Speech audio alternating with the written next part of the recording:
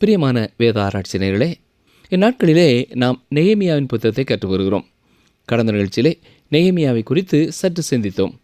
சிறையிருப்பிலே மீண்டு தப்பின யூதருடைய செய்தியை, எருசலேமின் செய்தியை கேட்ட நெகேமியா உட்கார்ந்து அழுது, சில நாட்களாய் துக்கித்து, உபவாசம் பண்ணி, மன்றாடி, பரலோகத்தின் தேவனை நோக்கி ஜெபிக்க ஆரம்பித்தார் என்று சிந்தித்தோம். நெகேமியா 1:6 பாருங்கள். உமது அடியாராகிய இஸ்ரவேல் புத்திரருக்காக இன்று இரவும் பகலும் உமக்கு முன்பாக மன்றாடி, இஸ்ரவேல் புத்திரராகிய நாங்கள் உமக்கு விரோதமாக செய்த பாவங்களை அறிக்கையிடுகிற அடியேனுடைய ஜெபத்தை கேட்கிறதற்கு உம்முடைய செவி கவனித்தும் உம்முடைய கண்கள் திறந்தும் இருப்பதாக. நானும் என் தகப்பன் வீட்டாரும் பாவம் செய்தோம். நெகேமியாவின் ஜெபத்தின் வார்த்தைகளை கவனித்தீர்களா? அவர்கள் செய்த பாவத்திற்காக நான் அறிக்கையிட வருகிறேன் என்று அவர் சொல்லவில்லை. அவர் சொல்வது என்ன? தேவனே, இஸ்ரவேல் புத்திரராகிய நாங்கள் உமக்கு விரோதமாக செய்த பாவங்களை அறிக்கையிடுகிற அடியனுடைய ஜெபத்தை கேட்கிறதற்கு உம்முடைய செவி கவனித்தும் உம்முடைய கண்கள் திறந்தும் இருப்பதாக. நானும் என் தகப்பன் வீட்டாரும் பாவம் செய்தோம் என்று சொல்கிறார். பெரியமானவர்களே, இப்படிப்பட்ட பாவ அறிக்கையின் ஜெபங்களை நாம் எந்த அளவு கேட்டிருக்கிறோம்? யூத ஜனங்களின் தோல்விக்கு காரணம் பாவம் என்பதை அறிந்தவராகவே நெகேமியா தனது ஜெபத்திலே அதை அறிக்கை செய்கிறார். தேவனை குறித்த உயர்ந்த ஒரு எண்ணம் நெகேமியாவிற்கு இருந்தாலும் தன்னை பரிசுத்தவான் என்று காட்டிக்கொள்வதற்காக, ஆண்டவரே, அவர்கள் செய்த பாவத்தை அவர்களுக்கு மன்னியும் என்று ஜெபிக்கவில்லை. நானும் என் தகப்பன் வீட்டாரும் பாவம் செய்தோம் என்றுதான் அறிக்கையிட்டார். நெகேமியா 1:7, நாங்கள் உமக்கு முன்பாக மிகவும் கெட்டவர்களாய் நடந்தோம். நீர் உம்முடைய தாசனாகிய மோசேக்கு கற்பித்த கற்பனைகளையும் கட்டளைகளையும் நியாயங்களையும் கைக்கொள்ளாதே போனோம். இந்த வசனம் நமக்கு எதை வெளிப்படுத்துகிறது? நெகேமியா கர்த்தருடைய வசனத்தின் மேலே வைத்திருந்த நம்பிக்கையை வெளிப்படுத்துகிறது. கர்த்தருடைய கற்பனையிலேயே சார்ந்து கொண்டவராக நெகேமியா இருந்தார். நெகேமியா கர்த்தருடைய வார்த்தையை அறிந்தவராக இருந்தார். அவருடைய கரிசனை என்ன? கர்த்தருடைய கற்பனைகள் கைக்கொள்ளாமல் போகப்பட்டது. நெகேமியா 1:8, நீங்கள் கட்டளையை மீறினால் நான் உங்களை ஜாதிகளுக்குள்ளே சிதறடிப்பேன் என்றும். நெகேமியா கர்த்தருடைய வார்த்தையை விசுவாசித்தது மட்டுமல்ல, யூதர்கள் எருசலேமிற்கு திரும்புவார்கள் என்பதையும் அவர் விசுவாசித்தார். இன்றைக்கு பல ஊழியர்கள் யூதர்கள் மீண்டும் எருசலேமிற்கு திரும்புவார்கள் என்பதை விசுவாசிக்கிறதில்லை. இப்படிப்பட்ட காரணங்களினாலேயே தேவன் சாதாரணமான மனிதர்களை, விசுவாசமுள்ள மனிதர்களை எழுப்பி பயன்படுத்துகிறார். நெகேமியா 1:9, நீங்கள் என்னிடத்தில் திரும்பி என் கற்பனைகளை கைக்கொண்டு அவைகளின்படி செய்வீர்களானால் உங்களிலே தள்ளுண்டு போனவர்கள் வானத்தின் கடையாந்தரத்தில் இருந்தாலும் நான் அங்கே இருந்து அவர்களை சேர்த்து என் நாமம் விளங்கும்படி நான் தெரிந்து கொண்ட ஸ்தலத்துக்கு அவர்களை கொண்டு வருவேன் என்றும் தேவரீர் உம்முடைய தாசனாகிய மோசேக்கு கட்டளையிட்ட வார்த்தையை நினைத்தருளும். நெகேமியா அங்கே சொல்வது என்ன? ஆண்டவரே, நாங்கள் உமக்கு கீழ்ப்படியவில்லை என்றால் எங்களை சிதறடிப்பீர் என்று கூறினீர். நாங்கள் கீழ்ப்படியாமல் போனோம். நாங்கள் மீண்டும் உம்மிடத்திலே திரும்பி வருவோம் என்றால் வானத்தின் கடையாந்தரங்களில் இருந்தும் எங்களை கூட்டிச் சேர்ப்பேன் என்றும் கூறியிருக்கிறீரே, அதை நினைத்தருளும் ஆண்டவரே என்று விசுவாசத்தோடு ஜெபிக்கிறார். நெகேமியா 1:10-11 வசனங்கள். தேவரீர் உமது மகா வல்லமையினாலும் உமது பலத்த கரத்தினாலும் மீட்டுக்கொண்ட உமது அடியாரும் உமது ஜனங்களும் இவர்கள்தானே. ஆண்டவரே, உமது அடியானின் ஜெபத்தையும் உமது நாமத்துக்கு பயப்பட வேண்டும் என்று விரும்புகிற உமது அடியாரின் ஜெபத்தையும் உமது செவிகள் கவனித்திருப்பதாக. இன்றைக்கு உமது அடியானுக்கு காரியத்தை கைகூடி வரப்பண்ணி இந்த மனுஷனுக்கு முன்பாக எனக்கு இரக்கம் கிடைக்க பண்ணியருளும் என்று பிரார்த்தித்தேன். நான் ராஜாவுக்கு பானபாத்திரக்காரனாயிருந்தேன். நெகேமியா வாஞ்சை உள்ளவராகவும் தேவன் தன்னை பயன்படுத்த வேண்டும் என்ற விருப்பம் உள்ளவராகவும் இருந்தார். ஆனால் தேவனுக்கு முன்னால் ஓடவில்லை. அதை குறித்து ஜெபிக்கிறார். ஆண்டவரே, என்னை நீர் பயன்படுத்த உமக்கு சித்தமானால் என்னையே நான் தருகிறேன் என்கிறார். நெகேமியா அரசனை குறித்து ஜெபிக்கும் பொழுது, ஆண்டவரே, இந்த மனுஷனுக்கு முன்பாக எனக்கு இரக்கம் கிடைக்க பண்ணியருளும் என்று ஜெபித்தார். அடுத்த அதிகாரத்திலே அரசனிடத்திலே அதை குறித்து அனுமதி கேட்பதையும் நாம் பார்க்க போகிறோம். ஆனால் நெகேமியா ஒருபொழுதும் தேவனுக்கு முன்னாலே ஓடவில்லை. நிகழ்ச்சியை கேட்டுக்கொண்டிருக்கிற எனக்கு அருமையான சகோதரனை, சகோதரியே, எந்த ஒரு காரியத்தை குறித்த பாரம் நம்முடைய உள்ளத்திலே ஏற்பட்டாலும், ஒரு காரியத்தை செய்ய வேண்டும் என்ற எண்ணம் ஏற்பட்டாலும், முதலாவது அதை கர்த்தருடைய பாதத்திலே நாம் கொண்டு செல்ல வேண்டும். ஆண்டவரே, உமக்கு சித்தமானால் இந்த காரியத்தை நான் செய்ய என்னை வழிநடத்தும் என்று கேட்பதை சிறந்த ஒரு ஜெபம். நம்மிலே பலர் காரியங்களை செயல்படுத்த முற்படுகிறோம். தடைகள் வரும்பொழுது மட்டும் தேவனை தேடி ஜெப நேரங்களை திட்டமிடுகிறோம். அனுதினமும் ஆண்டோடைய பாதத்தில் உட்கார்ந்து ஒவ்வொரு நாளும் நாம் செய்ய போகிற காரியங்களை செய்யும் முன்னதாகவே கர்த்தருடைய பாதத்தில் வைத்து ஞானத்தையும் பலனையும் வழிநடத்தலையும் கேட்டு செய்வதுவே சரியான காரியம். புதிதாக செய்யப்போகிற ஒரு காரியத்தை பற்றி மட்டுமல்ல, அனுதினமும் செய்யும் காரியங்களையும் கர்த்தருடைய பாதத்திலே வைத்து செயல்படுவது மிக முக்கியமானது. நெகேமியா 2ஆம் அதிகாரத்தை பாருங்கள். இங்கேதான் எருசலேமிற்கு செல்வதற்காக அரசனிடத்திலே நெகேமியா அனுமதி கேட்கிறார். நெகேமியா 2ஆம் அதிகாரம் 1ஆம் வசனம். அர்த்தசஷ்டா ராஜாவின் 20ஆம் வருஷம் நிசான் மாதத்திலே திராட்சரசம் ராஜாவுக்கு முன்பாக வைத்திருக்கையில் நான் அதை எடுத்து அவருக்கு கொடுத்தேன். நான் முன் ஒருபோதும் அவர் சமூகத்தில் துக்கமாயிருந்ததில்லை. இந்த குறிப்பிட்ட காலத்திலே தான் தானியேலின் 70 வாரங்களின் முதல் வாரம் ஆரம்பமாகிறது. அதாவது அர்த்தசஷ்டா ராஜாவின் 20ஆம் வருஷம். தீர்க்க தரிசனத்திலே இது மிக முக்கியமான ஒரு நாள். பொதுவாக நெகேமியா எப்பொழுதும் உற்சாகமாய் சந்தோஷமாய் இருக்கிற ஒரு மனிதர். அவர் அரசனுடைய அரண்மனையிலே பணியாற்றி கொண்டிருக்கிறார். அவருடைய பணி என்ன? அரசன் சாப்பிடும் முன்னதாக எல்லா உணவுப் பொருட்களையும் சாப்பிட்டு ருசி பார்க்க வேண்டும். இந்த பணி உண்மையாகவே ஆபத்தான ஒரு பணிதான். மட்டுமல்ல, இந்த பணியின் நிமித்தமாக நெகேமியா அதிகமான நேரம் அரசனுடைய பார்வையிலே இருக்க வேண்டும். எனவே இயற்கையாகவே அரசனுக்கு மிக நெருங்கிய நண்பனைப் போல நெகேமியா இருக்கிறார். தீர்மானம் எடுக்க வேண்டிய நேரங்களிலே நெகேமியா இதை குறித்து நீ என்ன நினைக்கிறாய் என்று கேட்டிருப்பார். சொல்லப்போனால் அரசனுடைய ஆலோசனை குழுவிலே ஒரு அங்கத்தினரைப் போலவே நெகேமியா பல முறை செயல்பட்டு இருந்திருக்க வேண்டும்.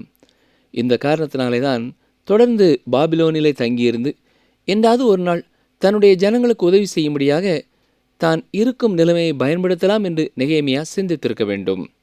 இந்த காரணத்தினாலே தான் எருசலேமிலே இருந்து திரும்பி வந்தவர்களை பார்த்து அங்கே காரியங்கள் எப்படி இருக்கிறது என்பதை நெகேமியா விசாரித்தார். நெகேமியா அரசனிடத்திலே ஒரு விண்ணப்பத்தை வைக்க ஆயத்தமாயிருக்கிறார். ஆனால் முழுமையாக இன்னமும் ஆயத்தமாகவில்லை. இந்த குறிப்பிட்ட நாளிலே அவருடைய மனதும் மிக உற்சாகமானதாக இல்லை. ஏனென்றால் எருசலேமிலிருந்து துக்கமான செய்தியை கேள்விப்பட்டிருக்கிறார். உபவாசிக்கிறார், மன்றாடுகிறார். ஒருவேளை நெகேமியாவுடைய கண்கள் அழுது அழுது சிவப்பு வண்ணமாக மாறியிருக்க வேண்டும். வழக்கமாக காணப்படுவது போல உற்சாகமான ஒரு நெகேமியா அன்று இல்லை. இதற்கு முன் ஒருபொழுதும் இப்படிப்பட்ட ஒரு துக்க முகத்தோடு நெகேமியா அப்படி இருந்ததில்லை. பொதுவாகவே ஒரு மகிழ்ச்சி நிறைந்த உற்சாகமான இருதயத்தோடு அவர் இருந்திருக்க வேண்டும். எனவேதான் அரசன் நெகேமியாவை பார்த்து இவ்வாறு கேட்கிறார். பாருங்கள், நெகேமியா 2ஆம் அதிகாரம் 2ஆம் வசனம். அப்பொழுது ராஜா என்னை பார்த்து, நீ துக்க முகமாயிருக்கிறது என்ன? உனக்கு வியாதி இல்லையே, இது மனதின் துக்கமே ஒழிய வேறொன்றும் அல்ல என்றார். அப்பொழுது நான் மிகவும் பயந்து, தன்னுடைய மனதின் உணர்ச்சிகள் வெளியே தெரிகிறது என்பதை நெகேமியா உணரவில்லை. தன்னுடைய உள்ளத்திலே உணர்ந்த காரியங்களை மூடி மறைக்கவே எண்ணினார். ஆனால் நெகேமியாவால் முடியவில்லை. எனவே மிக தெளிவாக இது மனதின் துக்கமே ஒழிய வேறு ஒன்றும் இல்லை என்று அரசன் நேரடியாக கேட்டார். நெகேமியாவே, ஏதோ ஒரு காரியம் உன்னை துக்கப்படுத்தி கொண்டிருக்கிறது, அது என்ன சொல்லு என்கிறார். ஆனால் அந்த கேள்வி நெகேமியாவிற்கு உற்சாகத்தை ஏற்படுத்தவில்லை. பயந்துதான் தனது காரியத்தை வெளிப்படுத்துகிறார். நெகேமியா 2ஆம் அதிகாரம் 3ஆம் வசனம். ராஜாவை நோக்கி, ராஜா என்றைக்கும் வாழ்க, என் பிதாக்களின் கல்லறைகள் இருக்கும் ஸ்தலமாகிய நகரம் பாழானதும் அதன் வாசல்கள் அக்கினியால் சுட்டெரிக்கப்பட்டதுமாய் கிடக்கும் போது நான் துக்க முகத்தோடு இராதிருப்பது எப்படி என்றேன். ராஜா என்றைக்கும் வாழ்க என்று வாழ்த்திவிட்டு தன்னுடைய இருதயத்திலே தனக்கு துக்கத்தை கொடுக்கிற காரியத்தை வெளிப்படுத்துகிறார். ராஜாவே, என் பிதாக்களின் கல்லறைகள் இருக்கும் ஸ்தலமாகிய நகரம் பாழானதாய் சுட்டரிக்கப்பட்டதாய் கிடக்கும் பொழுது நான் துக்க முகத்தோடு இராதிருப்பது எப்படி என்று கேட்கிறார். நெகேமியா 2ஆம் அதிகாரம் 4ஆம் வசனம். அப்பொழுது ராஜா என்னை பார்த்து, நீ கேட்கிற காரியம் என்ன என்றார். அப்பொழுது நான் பரலோகத்தின் தேவனை நோக்கி ஜெபம் பண்ணி, நெகேமியாவுடைய வாழ்க்கையை பார்ப்பீர்கள் என்றால் தேவையில்லாத காரியங்களை விவரித்து சொல்கிறதே இல்லை. ராஜா உனக்கு என்ன வேண்டும் என்று கேட்டவுடனே நேராக தேவனிடத்திலே ஜெபிக்கிறார். அங்கே ராஜா இருக்கும் பொழுதே இருதயத்திலே தேவனை நோக்கி பார்க்கிறார். ஒருவேளை அவர் இவ்வாறு ஜெபித்திருக்கலாம், ஆண்டவரே, சரியான காரியத்தை சரியானபடி சொல்ல எனக்கு சரியான வார்த்தைகளை தாரும் என்று ஜெபித்திருக்கலாம். நெகேமியா 2ஆம் அதிகாரம் 5ஆம் வசனம். ராஜாவை பார்த்து, ராஜாவுக்கு சித்தமாயிருந்து அடியேனுக்கு உமது சமூகத்தில் தயை கிடைத்ததானால் என் பிதாக்களின் கல்லறைகளில் இருக்கும் பட்டணத்தை கட்டும்படி யூதா தேசத்துக்கு நீர் என்னை அனுப்ப வேண்டிக் கொள்கிறேன் என்றேன். எருசலேம் கட்டப்படுவதற்காக தான் எருசலேம் சென்று வர விடுமுறைக்காக நெகேமியா கேட்கிறார். நெகேமியா 2ஆம் அதிகாரம் 6ஆம் வசனம். அப்பொழுது ராஜஸ்திரீயும் பக்கத்தில் உட்கார்ந்திருந்தாள். ராஜா என்னை பார்த்து, உன் பிரயாணம் எத்தனை நாள் செல்லும்? நீ எப்பொழுது திரும்பி வருவாய் என்று கேட்டார். இவ்வளவு காலம் செல்லுமென்று நான் ராஜாவுக்கு சொன்னபோது என்னை அனுப்ப அவருக்கு சித்தமாயிற்று. இங்கே ராஜஸ்திரியும் பக்கத்தில் உட்கார்ந்திருந்தாள் என்று நாம் பார்க்கிறோம். நெகேமியா ஒரு இளைஞர் மட்டுமல்ல, பார்ப்பதற்கு கவர்ச்சிகரமான இளைஞனாகவும் இருந்திருக்க வேண்டும். ஏனென்றால் அரண்மனையிலே பணி செய்யும்படியாக தெரிந்தெடுக்கப்படுகிறவர்கள் அழகுள்ளவர்களாகவும் திறமைசாலிகளாகவும் ஞானம் உள்ளவர்களுமாய் இருந்திருக்கிறார்கள். அரண்மனையிலே சில வேளைகளிலே அரசன் மற்றவர்களோடு பேசும் பொழுது நெகேமியாவுக்கோ அரசிக்கோ அது ஆர்வம் தராத காரியமாய் இருக்கும் பொழுது இவர்கள் 2 பேரும் ஒருவரோடு ஒருவர் பேசிக்கொள்ளும் பழக்கம் இருந்திருக்கலாம். நெகேமியாவுடைய காரியங்களிலே பல அரசிக்கு தெரிந்திருக்கலாம். பானபாத்திரக்காரனாய் இருந்தபடினாலே அரசனோடும் அரசியோடும் நெருங்கிய தொடர்பு உடையவராய் நெகேமியா இருந்தார். ஒருவேளை நெகேமியா தனது தேசத்திற்கு சென்று வர அரசரிடத்திலே அனுமதி கேட்ட பொழுது அரசியும் பக்கத்திலே உட்கார்ந்திருந்து அவனுடைய விருப்பம் அப்படி இருக்குமென்றால் போய் வர அனுமதி கொடுங்களேன் என்று சொல்லியிருக்க வேண்டும். ஒருவேளை அரசன் அதை குறித்து சிந்தித்துவிட்டு, எவ்வளவு காலம் செல்லும், நமக்கு அநேக பணிகள் இருக்கிற காலமாக இருக்கிறதே, நீ இல்லை என்றால் எனக்கு கஷ்டமாக இருக்குமே என்று ஒருவேளை கூறியிருக்கலாம். ஆனால் அப்படிப்பட்ட நேரத்திலேயும் ராஜஸ்திரீ ராஜாவை பார்த்து அவனுக்கு அனுமதி கொடுங்கள், அவன் போய் வரட்டும் என்று கூறியிருக்க வேண்டும். அரசனும் நெகேமியாவை நேசித்தபடியினாலே நெகேமியானுடைய சந்தோஷத்திற்காக அனுப்ப விரும்புகிறான். என்றாலும் எவ்வளவு காலத்திலே திரும்ப வருவார் என்பதை குறித்து கேட்கிறார். இந்த இடத்திலேயும் நெகேமியா பெரிய விவரங்களை சொல்லவில்லை. சென்று வர இவ்வளவு காலம் ஆகும் என்று மட்டும் கூறினார். எப்படி இதை நெகேமியாவால் கூற முடிந்தது? ஏற்கனவே அவர் ஜெபித்தது மட்டுமல்ல, தான் செய்ய வேண்டும் என்று வாஞ்சித்த காரியங்களை குறித்து எல்லாவற்றையும் திட்டமிட்டிருந்தபடினாலே ராஜா கேட்டவுடனேயே அவருக்கு பதில் சொல்ல அது ஏதுவாயிருந்தது. நிகழ்ச்சியை கேட்டுக்கொண்டிருக்கிற அருமையான சகோதரனை சகோதரியே, நீங்களும் எப்படிப்பட்ட ஒரு பணியில் இருந்தாலும் சரி, எல்லா பணியை குறித்தும் நாம் திட்டமிட வேண்டியது மிக மிக அவசியம். இந்த காரியத்தை செய்ய இவ்வளவு நேரமாகும், இந்த காரியத்தை செய்ய இவ்வளவு நேரமாகும் என்று எல்லாவற்றையும் கணக்கிட்டு ஒவ்வொரு நாளும் நாம் திட்டமிடும் பொழுது அந்தந்த நாள் செய்து முடிக்க வேண்டிய வேலையை அந்தந்த நாள் செய்து முடிக்க முடியும். நெகேமியா யூத ஜனங்களின் பாடுகளை குறித்து பாரப்பட்டவர் மட்டுமல்ல, ஜெபிக்கிறவர் மட்டுமல்ல, செயல்படுகிற மனிதராய் இருந்தார். செயல்படுதலுக்கு முதல் பணிதான் திட்டமிடுதல். இதை கேட்டுக்கொண்டிருக்கிற இந்த காலகட்டத்தில் நீங்கள் அநேக காரியங்களை செய்ய வேண்டும் என்று யோசித்து கொண்டே இருக்கலாம். ஆனால் எல்லாவற்றிற்கும் எவ்வளவு காலம் செல்லும் என்பதை நீங்கள் திட்டமிட்டு என்னென்ன செய்ய வேண்டும் என்பதை திட்டமிடும் பொழுது ஜெபத்தோடு நீங்கள் செயல்படுவீர்கள் என்றால் நீங்கள் செய்ய நினைத்த அந்த காரியங்களை செய்து முடிக்க அது உங்களுக்கு மிக மிக உதவியாக இருக்கும். நெகேமியா 2ஆம் அதிகாரம் 7ஆம் வசனம். பின்னும் நான் ராஜாவை பார்த்து, ராஜாவுக்கு சித்தமாயிருந்தால் நான் யூதா தேசத்துக்குப் போய் சேருமட்டும் நதிக்கு அப்புறத்தில் இருக்கிற தேசாதிபதிகள் என்னை வழிவிட்டு அனுப்பும்படிக்கு அவர்களுக்கு கடிதங்கள் கொடுக்கும்படிக்கும். ஆபத்தான இடங்கள் வழியாக செல்லப்போகும் பயணம் கடினமானதாக இருக்கும் என்பதை நெகேமியா உணர்ந்திருந்தார். எனவே தான் செல்லும் வழியிலே தேசாதிபதிகளுக்கான கடிதங்களை ராஜாவினிடத்திலே கேட்டு பெற்றுக்கொள்கிறார். அது மட்டுமல்ல, தேவாலயத்து வேலைக்கான மரங்களையும் தைரியமாக ராஜாவினிடத்திலே கேட்கிறார். நெகேமியா கர்த்தரை நம்பின ஒருவராய் இருந்தாலும் யார் யாரிடத்திலே எந்தெந்த காரியங்களை குறித்து பேச வேண்டுமோ ஞானத்தோடும் விவேகத்தோடும் சரியானபடி பேசி அனுமதியை பெற்றுக்கொண்டார். நான் அரண்மனையிலே வேலை செய்கிறவன் தானே, போகிற வழியிலே வன காவலாளரிடத்திலே நான் பேசி குறுக்கு வழியிலேயே என்னுடைய தேவையை பெற்றுக்கொள்வேன் என்று எண்ணவில்லை. எல்லாவற்றையும் ஒழுங்கும் கரவுமாக நெகேமியா செய்கிறார். நெகேமியா 2ஆம் அதிகாரம் 9ஆம் வசனம். அப்படியே நான் நதிக்கு அப்புறத்தில் இருக்கிற தேசாதிபதிகளிடத்துக்கு வந்து ராஜாவின் கடிதங்களை அவர்களுக்கு கொடுத்தேன். ராஜா என்னோடே கூட இராணுவ சேர்வைக்காரரையும் குதிரை வீரரையும் அனுப்பியிருந்தார். பெர்சிய தேசத்தின் பாதி படையே நெகேமியாவோடு கூட சென்றது போல இருக்கிறது. தேவனே ராஜாவுடைய இருதயத்தை திறந்து நெகேமியாவுக்கு தேவையான பாதுகாவலை கொடுத்து அனுப்ப செய்தது. கர்த்தருடைய கரம் நெகேமியாவோடு இருந்தது என்பதை அரசன் காண்கிறான். மிக பாதுகாவலோடு கூட தனது பிரயாணத்தை துவங்குகிறார். ஞாபகம் இருக்கிறதா? தனது தேசத்திற்கு திரும்பிச் செல்வதை குறித்து எஸ்ரா ராஜாவோடு பேசிய பொழுது பாதுகாவலுக்காக ராஜாவிடத்தில் கேட்க வேண்டும் என்று எண்ணினார். ஆனால் அதை நேரடியாக கேட்கவில்லை. கர்த்தர் தன்னை காத்துக்கொள்வார் என்று சொன்னார். ஒருவேளை தனக்கு பாதுகாவலை கேட்க அவர் வெட்கப்பட்டு கேட்காமல் இருந்திருக்கலாம். ஆனால் நெகேமியா கர்த்தரை நம்புகிற ஒருவராய் இருந்தாலும் ஒரு அரசாங்க ஊழியனாக தனக்கு கிடைக்கக்கூடிய இராஜாங்க உதவியை கேட்பதை குறித்து தயக்கம் காட்டவில்லை. நிகழ்ச்சி கேட்டுக்கொண்டிருக்கிற எனக்கு அருமையான சகோதரனே, சகோதரியே, தேவன் நம் எல்லாரையும் ஒன்று போல நடத்துகிறதில்லை. எஸ்ராவை ஒரு வகையிலே நடத்தினார், நெகேமியாவை மற்றும் ஒரு வழியிலே நடத்தினார். உங்களை வித்தியாசமாக நடத்துவார், என்னை வேறு விதமாக நடத்துவார். எனவே ஊழியத்திலும் கூட நாம் மற்றொரு ஊழியரைப் போலவே செயல்பட வேண்டும் என்று எண்ணக்கூடாது. தேவன் அவர்களுக்கு அப்படி செய்தார், எனக்கும் அப்படியே செய்வார் என்று எதிர்பார்க்கக்கூடாது. சில இளம் ஊழியர்கள் மற்றொரு ஊழியரைப் போலவே நடிக்க முற்படுவார்கள். பிரியமானவர்களே, அது தேவையில்லை. உங்களுக்கென்று தேவன் இந்த உலகத்தில் ஒரு இடத்தை வைத்திருக்கிறார்.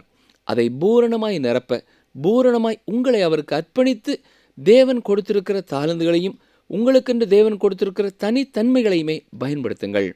அதன் மூலமாகத்தான் ஆண்டவர் மகிமைப்பட விரும்புகிறார்.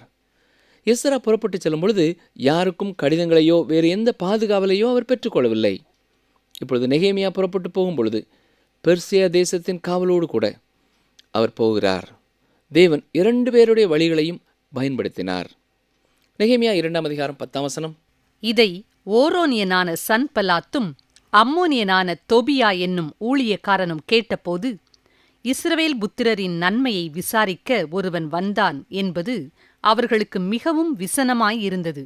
நெகேமியா எருசலேம் சென்றடைந்த பொழுது ஏற்கனவே அங்கே எதிர்ப்புகள் இருந்தன. அப்படி நெகேமியாவிற்கு எதிர்த்து நின்ற 3 பேரை நாம் பார்க்க போகிறோம். சன்பலாத், தொபியா, கேஷேம். இந்த மூவரும் தேவனுக்கும் அவருடைய ஜனங்களுக்கும் எதிரிகளாய் இருந்தார்கள். தேவாலய கட்டுமான பணியை தடுக்க முற்பட்டார்கள். இப்பொழுது எருசலேமின் அலங்கத்தை கட்டுவதை தடுக்க முற்படுகிறார்கள். நெகேமியா அநேக வேலையாட்களோடு கூட வீரர்களோடு கூட எருசலேமிற்கு வந்த பொழுது அதை குறித்து பலர் கேள்விப்பட்டார்கள். இந்த நெகேமியா யார் என்பதை அறிந்து கொள்ள விரும்பினார்கள். பெர்சிய அரசனின் பானபாத்திரக்காரன் என்பதை கேள்விப்பட்டார்கள். அவன் யூதர்களுக்கு உதவி செய்யும்படியாய் வந்திருக்கிறான் என்பதையும் அறிந்தார்கள்.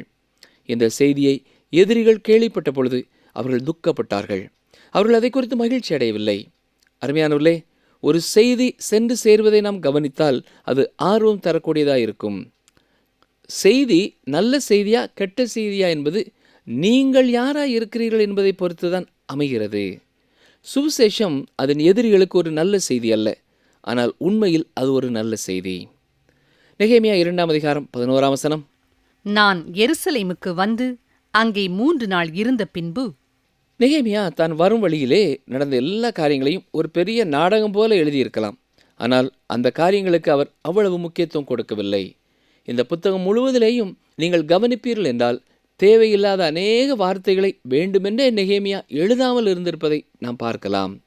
நிகழ்ச்சியை கேட்ட அன்பான சகோதரனை, சகோதரியே, நம்முடைய வாழ்க்கையிலையும் நெகேமியாவைப் போல திறந்த மனமுள்ளவர்களாக நம்மை சுற்றி இருக்கிறவர்கள், நமக்கு அருமையானவர்கள், நம்முடைய தேசத்து மக்கள் எப்படிப்பட்டவர்களாக இருக்கிறார்கள், என்ன தேவையோடு இருக்கிறார்கள் என்பதை குறித்து கரிசனை உள்ளவர்களாய் நாம் வாழ வேண்டியது அவசியம்.